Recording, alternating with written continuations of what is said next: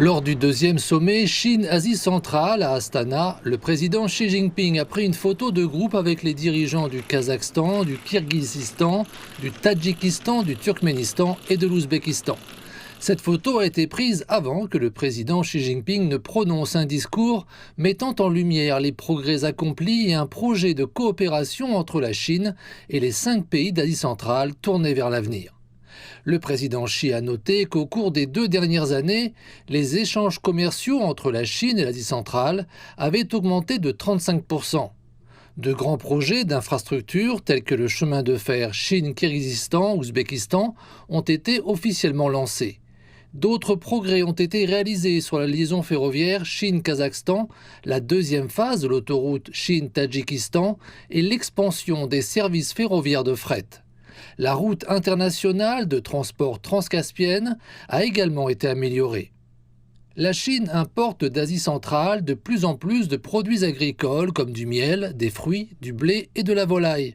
Par contre, elle exporte des véhicules à énergie nouvelle, des panneaux photovoltaïques et des équipements de haute technologie.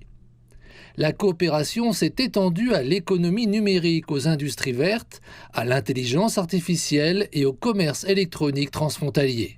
Autant de secteurs devenus de nouveaux moteurs de croissance.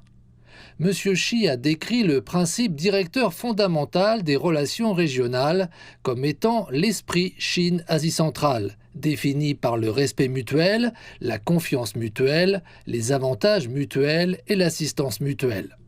Il a appelé à la préservation constante de ce principe, fondement d'une modernisation commune et d'une stabilité régionale. En ce qui concerne l'avenir, M. Xi a proposé 5 domaines clés de coopération.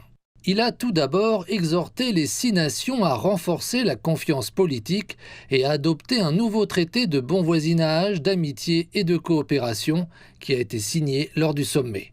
Ce traité, consacrant juridiquement l'amitié à long terme, constitue un jalon dans la diplomatie régionale. Deuxièmement, il a insisté sur l'optimisation du cadre de coopération en mettant l'accent sur les résultats et l'intégration. Les années 2025 et 2026 ont été désignées comme les années du développement de haute qualité de la coopération Chine-Asie centrale, avec des priorités dans le soutien au commerce, l'exploitation minière verte, la modernisation agricole et l'infrastructure numérique. La Chine mettra en place 3 nouveaux centres de coopération sur la réduction de la pauvreté, les échanges éducatifs et la lutte contre la désertification. Et elle lancera une plateforme de coopération commerciale sans barrière. Pour soutenir ces initiatives, la Chine fournira cette année 1,5 milliard de yuan de subventions et proposera 3000 opportunités de formation au cours des 2 prochaines années. Le but étant d'aider les partenaires d'Asie centrale à améliorer les moyens de subsistance et à renforcer le capital humain. Troisièmement, M. Xi a proposé un cadre de sécurité régionale pour promouvoir la paix et la solidarité.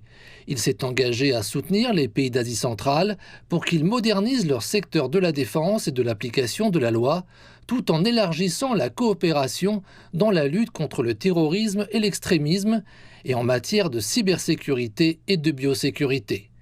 Des projets tels que des réseaux de villes sûres, des exercices conjoints et des formations coordonnées seront lancés.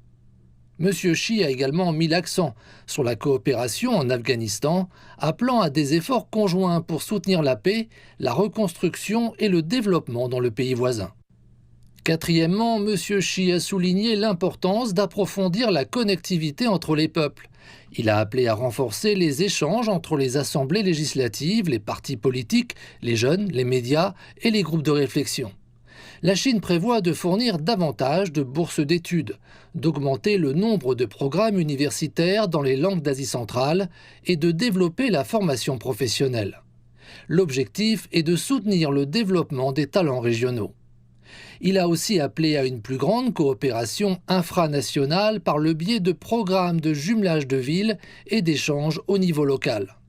Il affirme que de tels efforts sont essentiels pour établir des liens de cœur à cœur entre les peuples de la région. Cinquièmement, M. Xi a réitéré le soutien de la Chine à un ordre international juste et équitable, s'opposant à l'unilatéralisme et à l'hégémonisme.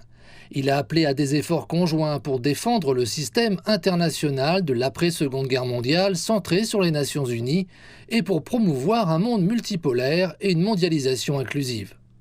M. Xi a rappelé aux dirigeants que les peuples chinois et d'Asie centrale s'étaient serrés les coudes dans l'adversité et qu'ils devaient continuer à défendre la paix et la justice à l'époque actuelle.